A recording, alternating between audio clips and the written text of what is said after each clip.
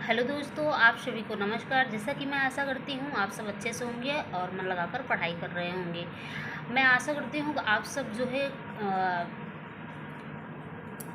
दिवाली बहुत अच्छे से मनाए होंगे और दिवाली में आप लोग पढ़ाई भी किए होंगे। और तो जो बाकी छुट्टी बची है, अभी छुट्टी चल भी रही है, इसमें भी आप लोग अच्छे से पढ़ाई करिए। तो आज हम पढ़ाएंगे हिंदी कहानी का विकास। और हिंदी कहानी को विकास इस तरह से पढ़ाएंगे कि आप लोग जो है चलते चलते, हंसते खेलते, काम करते हुए बढ़िया से याद कर लेंगे और चुटकी में याद हो जाएगा।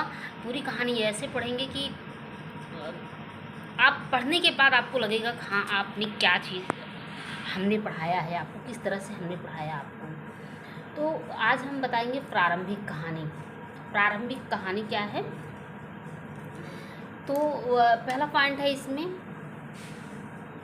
हिंदी कहानी का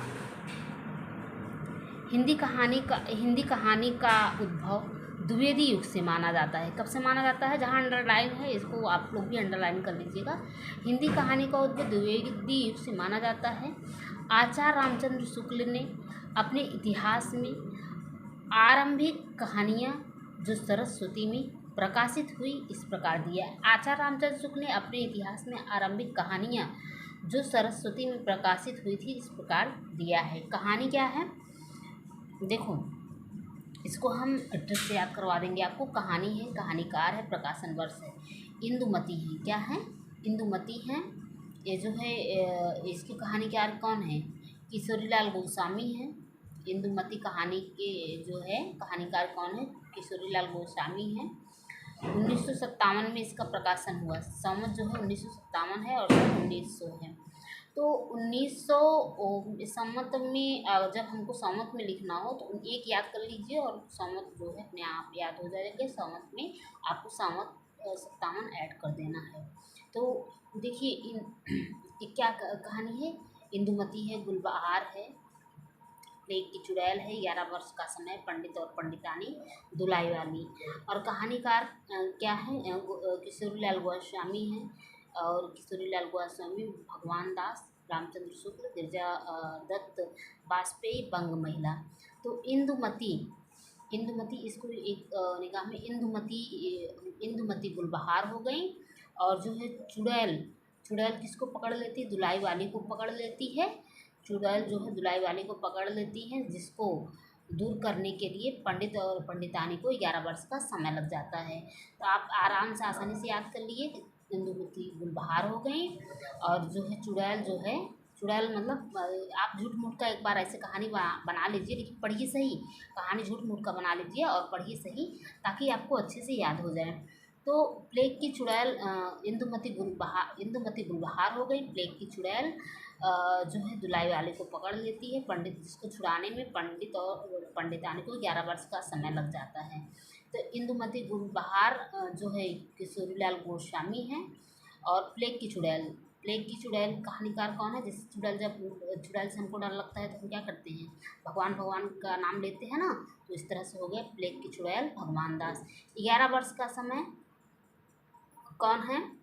11 वर्ष का समय रामचंद्र को वनवास जाते समय कितना लगा था? 14 वर्ष। तो यहाँ जो है 11 वर्ष हो गया। तो इस तरह से 11 वर्ष का समय रामचंद्र शुक्ल। देखिए झूठ मूठ का आप कहानी बनाइए पर पढ़िए सही, तो इससे आपको याद होगा। पंडित और पंडितानी जो है क्या थे? चुड़ैल को हटाने में वो गिर पड़ रहे थे। तो इससे क्या हो गया? पंडित और पंडितानी, गिरजा दत्त वाजपेयी। दुलाई कहाँ की थी? दुलाई वाली कहाँ की थी? बंगाल की थी दुलाई वाली, बंग महिला।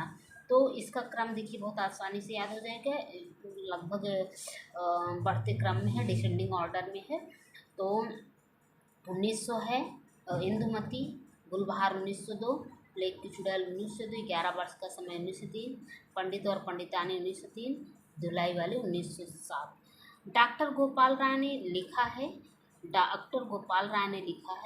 प्रेमचंद ने 1908 में प्रकाशित। डॉक्टर गोपाल राय ने लिखा है, प्रेमचंद ने 1908 में प्रकाशित अपनी कहानी सोजे वतन की भूमिका में पहली बार शॉर्ट स्टोरी पद के अर्थ में कहानी का प्रयोग किया था। डॉक्टर गोपाल राय ने लिखा है, प्रेमचंद ने 1908 में प्रकाशित अपनी कहानी सूझे वतन की भूमिका में पहली बार शार्ट स्टोरी पद के अर्थ में कहानी का प्रयोग किया था।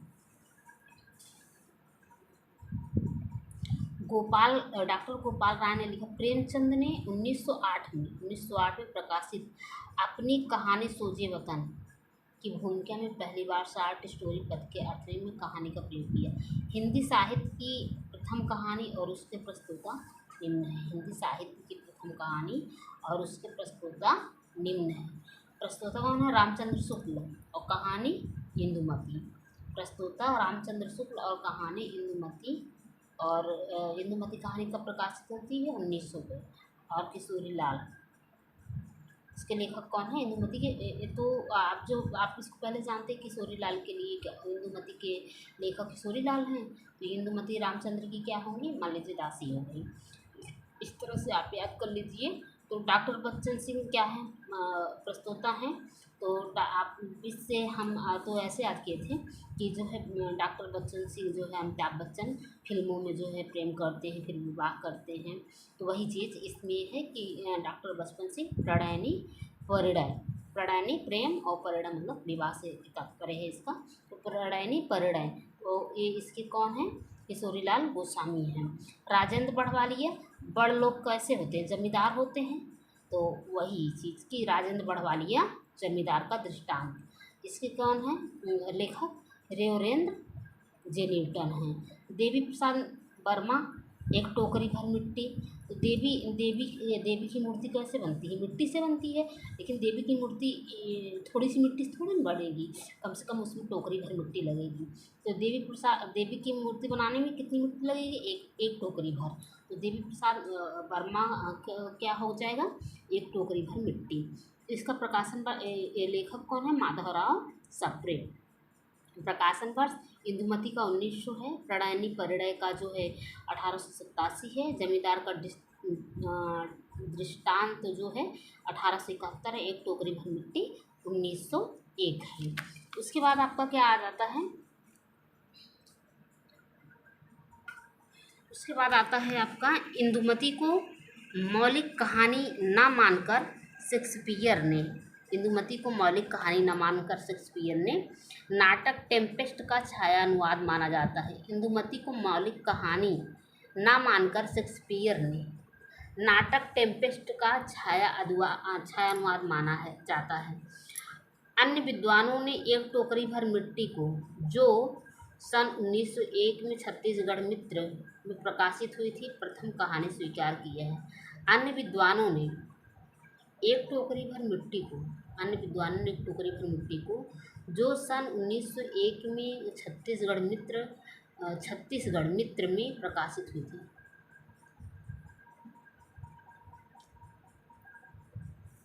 प्रथम कहानी स्वीकार किया है।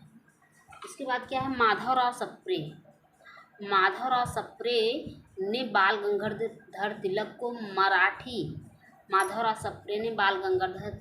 मराठी गीता रहस्य का हिंदी भाषा में अनुवाद किया। माधवराव सप्रे ने बाल गंगाधर तिलक के मराठी गीता रहस्य का हिंदी भाषा में अनुवाद किया है। लक्ष्मी नारायण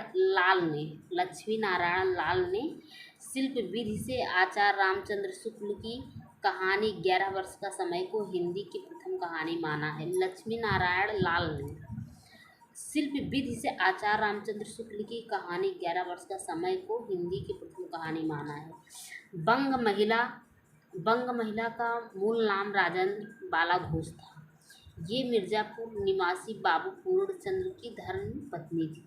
बंग महिला का मूल नाम राजेंद्र बाला घोष था। ये मिर्ज़ापुर निवासी बाबू पूर्णचंद्र की धर्मपत्नी थी। राजेंद्र बाला घोष बंग महिला को हिंदी की प्रथम कहानी लेखिका स्वीकार किया जाता है। राजेंद्र बाला घोष जो है बंग महिला को हिंदी की प्रथम कहानी लेखिका स्वीकार किया जाता है। हिंदी की प्रथम कहानी लेखिका किसको स्वीकार किया जाता है? बंग महिला को, मतलब राजेंद्र बाला घोष को। उनका उपनाम जो है बंग महिला है।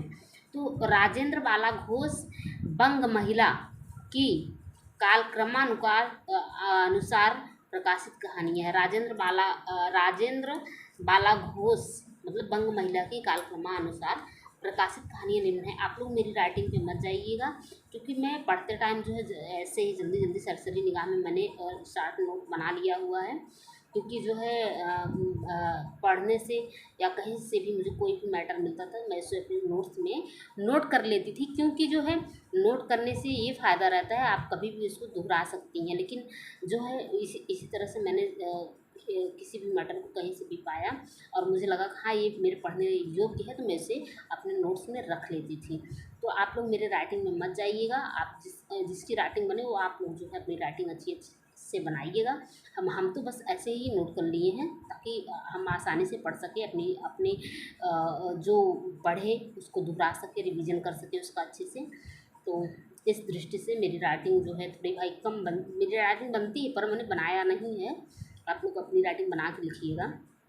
चंद्रदेव से मेरी बातें, देखिए क्या है, बाला घोष जो बंग महिला जो है, देखिए इसको विकृत से याद करवा देंगे, कितने अच्छे से आप याद कर लेंगे, बहुत अच्छा लगेगा। चंद्रदेव से मेरी बातें ना, राजेंद्र बाला घोष जो बंग महिला होती है वो छत पे जाके बैठती हैं और नाराज़ रहती हैं थोड़ी सी, तो वो जो है आसमान की तरफ देखती हैं और चंद्रदेव से बातें करती हैं। बताइए, कुंभ में छोटी बहू चली गई, हाँ चंद्रदेव से मतलब चिंता करती है और मतलब दुखी रहती है और कहती है बताइए, छोटी बहू कुंभ में चली गई और दुलाई वाली को भी लेके गई, दुलाई वाली भी को भी लेके गई और मुझे पता है वहाँ उनको कुछ भी नहीं मिलेगा, बस दालिया के अलावा वहाँ उनको कुछ भी नहीं मिलेगा, दालिया के अलावा। तो ये देखिए कितने आराम से याद हो गया। आप आँख बंद करके याद कर सकते हैं। चंद्रदेव से जो है आँख बंद करिए, देखिए याद करिए, याद हो जाएगा। बंग महिला जो है नाराज़ रहती हैं, छत पे जाके बैठती हैं और चंद्रदेव से बात करती हैं और बोलती हैं कि बताओ, मतलब दुखी रहती हैं और कहती हैं बताइए, कुंभ में जो है छोटी बहू चली गई और धुलाई वाली को भी ले गई, मतलब धुलाई वाली, और उसको वहाँ पे कुछ नहीं मिलेगा दालिया के अलावा। इसकी अगली रचना क्या हो गई, दालिया हो गई। मतलब चंद्रदेव से मेरी बातें 1904, कुंभ में छोटी बहू 1906, धुलाई वाले 1907, दालिया 1909। भावदेव पांडे ने बंग महिला कृत चंद्रदेव से मेरी बातें, भावदेव पांडे ने बंग महिला कृत चंद्रदेव से मेरी बातें को हिंदी की पहली राजनीतिक कहानी माला। भावदेव पांडे ने बंग महिला कृत चंद्रदेव, भावदेव पांडे ने बंग महिला कृत चंद्रदेव से मेरी बातें को हिंदी की पहली राजनीतिक कहानी माना।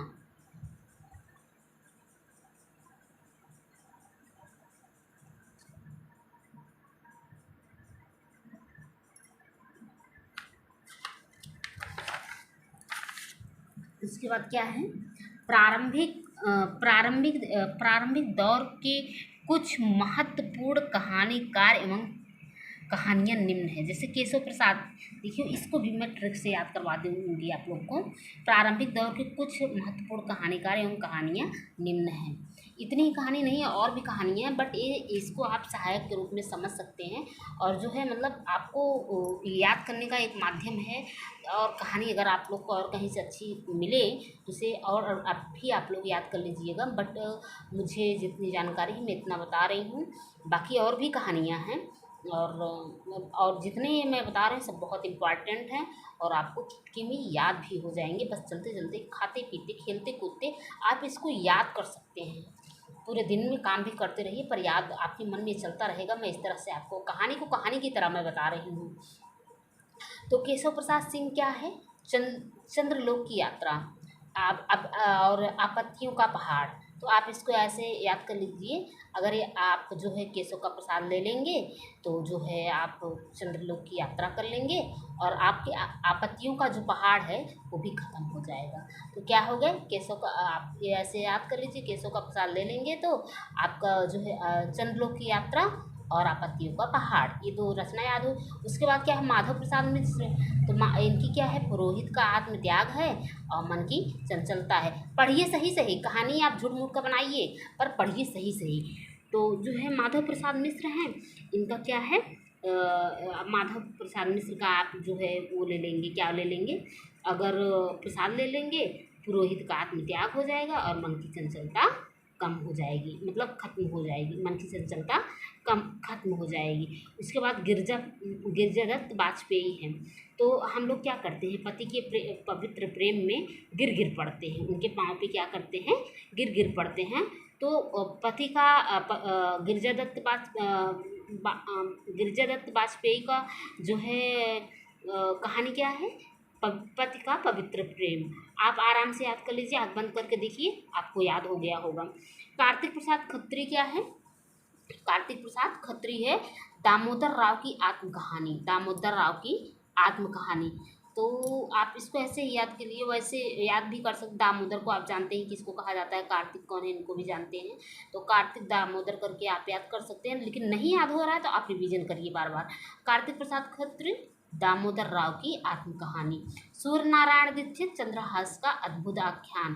तो सूर्य और चंद्र, मतलब सूर्य नारायण जो है चंद्रहास का से अद्भुत आख्यान कर रहे हैं। तो सूर्य नारायण दीक्षित किससे क्या है कहानी, चंद्रहास का अद्भुत आख्यान। तो याद हो गया ना। वेंकटेश नारायण, तो बैंक बैलेंस की बात किसके पास कौन करेगा, जिसके पास धन दौलत असरफी होगी ना। तो वेंकटेश नारायण एक असरफी की आत्मकथा, असरफी की बातें वही करेगा जिसके पास बैंक बैलेंस होगा। वेंकटेश नारायण एक असरफी की आत्मकथा। वृंदावन लाल वर्मा, वृंदावन में अगर आप जाएंगे तो वहाँ आपको राखी बंद भाई मिलेंगे, और तातार और एक वीर राजपूत मिलेंगे। तो वृंदावन लाल वर्मा, राखी बंद भाई, तातार और एक वीर राजपूत। विश्वंभर नाथ जिज्जा विदीर्ण हृदय, विश्वंभर नाथ जिज्जा विदीर्ण हृदय। राधिका रमण प्रसाद सिंह कानों में कंगना 1913, राधिका रमण प्रसाद सिंह कानों में कंगना और बिजली। गिरजा कुमार घोष हिंदी में लाला पार्वती नंदन, गिरजा कुमार घोष हिंदी में लाला पार्वती नंदन नाम से कहानी लिखते थे। इनकी प्रमुख कहानियाँ निम्न: एक के दो दो, 1906 मेरा पुनर्जन्म। गिरजा कुमार घोष हिंदी में लाला पार्वती नंदन नाम से कहानी लिखते थे, इनकी प्रमुख कहानियाँ निम्न है: एक के दो दो, 1906 मेरा पुनर्जन्म।